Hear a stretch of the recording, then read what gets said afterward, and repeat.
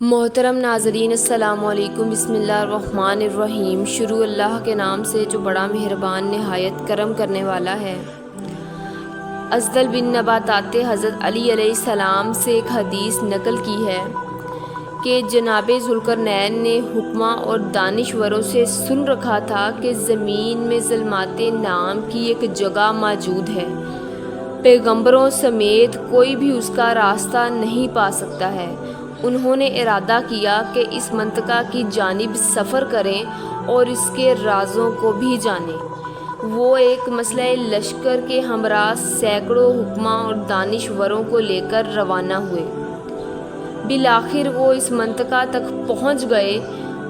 وہ اسی سرزمین پر 40 شب و روز سفر کرتے رہے اور عجیب و غریب چیزیں دیکھی، یہاں تک کہ انہوں نے وہاں پر ایک خوبصورت جوان دیکھا جو سفید لباس میں ملبوس تھا اور آسمان کی طرف دیکھ رہا تھا اور اپنا ہاتھ اپنے منہ پر رکھا ہوا تھا۔ اس جوان نے جب ذوالقرنین کے چلنے کی آواز سنی تو کہا، تم کون ہو؟ ذوالقرنین نے کہا، میں ذوالقرنین ہوں۔ اس جوان نے کہا، اے ذوالقرنین، جو تم نے پیچھے فتح کیا ہے وہ کافی نہیں تھا جہاں تک کہ مجھ تک پہنچ گئے ہو؟ ذوالقرنین نے کہا، تم کون ہو اور منہ پر ہاتھ کیوں رکھا ہوا ہے؟ اس نے کہا، میں صاحب سور اسرافیل ہوں، روز قیامت نزدیک ہو چکا ہے، میں منتظر ہوں کہ مجھے خدا کی طرف سے سور پھونکنے کا حکم ملے۔ پھر ایک پتھر ذوالقرنین کی طرف پھینکا اور کہا، اے ذوالقرنین، اس پتھر کو پکڑ لو، اگر یہ سیر ہو گیا تو تم بھی سیر ہو جاؤ گے، اور اگر یہ بھوکا ہو گیا تو تم بھی بھوکے ہو جاؤ گے۔ ذوالقرنین نے وہ پتھر لیا اور اسی جگہ سے اپنے لشکر اور دوستوں کی طرف پلٹ آئے اور انہی سرزمین ظلمات پر سفر اور جو کچھ وہاں پر دیکھا ان سب کے بارے میں تفصیل سے بتایا۔ پھر وہ پتھر انہیں دکھایا اور کہا، سرزمین ظلمات میں ایک خوبصورت اور سفید پوش جوان تھا جس نے اپنا تعارف صاحب سور یعنی اسرافیل علیہ السلام کے طور پر کرایا۔ انہوں نے مجھے یہ پتھر دیا اور کہا، اگر یہ پتھر سیر ہو گیا تو تم بھی سیر ہو جاؤ گے، اور اگر یہ بھوکا ہو گیا تو تم بھی بھوکے ہو جاؤ گے۔ اب آپ لوگ مجھے بتائیں کہ اس پتھر اور پیغام میں راز کیا ہے؟ انہوں نے ترازو لانے کا حکم دیا۔ ترازو لایا گیا، اس پتھر کو ترازو کے پلڑے میں رکھ دیا گیا۔ اس کے مانند اتنا ہی بڑا پتھر دوسرے پلڑے میں رکھا گیا، یہ پھر بھی بھاری رہا۔ اس کے ساتھ ہی ایک اور پتھر رکھا گیا، یہ پتھر پھر بھی بھاری رہا۔ اسی طرح اس جات سے 1000 پتھر ایک پلڑے میں اور وہ اکیلا پتھر دوسرے پلڑے میں رکھا گیا، تو صاحب سور والا یہ پتھر پھر بھی بھاری رہا۔ وہاں پر موجود تمام لوگ حیران و پریشان ہو گئے اور کہا، اے ہمارے آقا، ہم اس پتھر اور اس کے ہمراہ پیغام کے بارے میں کچھ نہیں جانتے۔ حضرت خضر علیہ السلام جو کہ وہاں پر موجود تھے، انہوں نے کہا، آپ ان لوگوں سے سوال کر رہے ہیں جو خود آگاہ نہیں ہیں، میں اس پتھر کے راز کو جانتا ہوں، آپ مجھ سے پوچھیں۔ جناب ذوالقرنین نے کہا، آپ مجھے بتائیں اور میرے لیے اس پتھر کے راز بیان کریں۔ حضرت خضر علیہ السلام نے ترازو اپنے سامنے کھینچا اور ذوالقرنین سے وہ پتھر لے کر ترازو کے ایک پلڑے میں رکھا۔ پھر اسی پتھر کی مانند اتنا ہی بڑا ایک اور پتھر دوسرے پلڑے میں رکھا، وہ پتھر پھر بھی بھاری رہا۔ حضرت خضر علیہ السلام نے جناب ذوالقرنین کے پتھر پر تھوڑی سی خاک ڈالی۔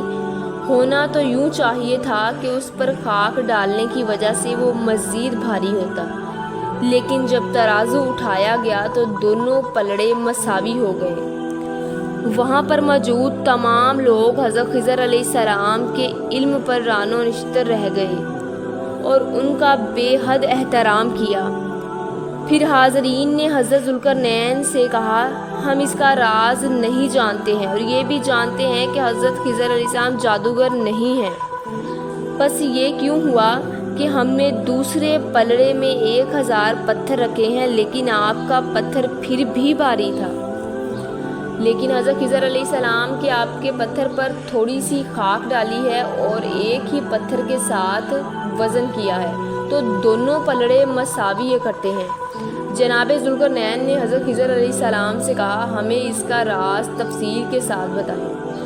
حضرت خضر علیہ السلام نے فرمایا خدا کا فرمان اپنے تمام بندوں کے درمیان نافذ ہے، اس کی سلطنت تمام چیزوں پر قاہر و غالب ہے اور اس کی حکمت مشکلات کو بیان کرتی ہے۔ اللہ تعالیٰ تمام انسانوں کو ایک دوسرے کے ساتھ آزماتا ہے اور اب مجھے اور آپ کو ایک دوسرے کے ہمراہ آزمایا ہے۔ اے ذوالقرنین، یہ پتھر ایک مثال ہے جو آپ کے لیے صاحب سور اسرافیل نے بیان فرمائی ہے۔ در حقیقت صاحب سور نے یوں کہا ہے، انسانوں کی مثال اس پتھر جیسی ہے کہ اگر 1000 دوسرے پتھروں کو ایک کے ہمراہ تولا جائے تو پھر بھی یہ پتھر وزنی ہے، لیکن پھر بھی آپ نے اس کے اوپر مٹی ڈالی تو وہ سیر ہو کر اپنی اصلی حالت پر پلٹ آتا ہے۔